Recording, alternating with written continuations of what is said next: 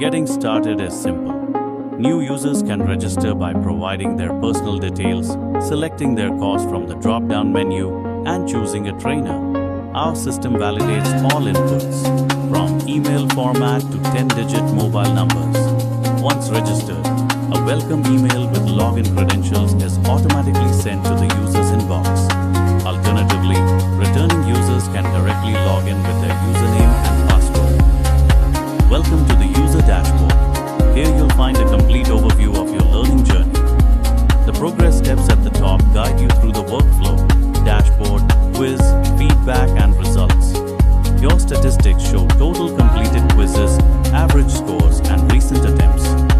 The history table displays all past quiz attempts with their scores, grades, and downloadable reports.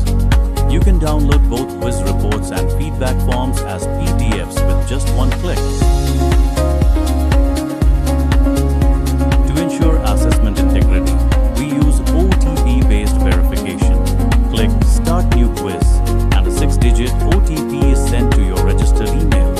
You have 10 minutes to enter this code. The OTP input interface is designed with auto-advance functionality. Simply type the digits and the cursor moves to the next box automatically.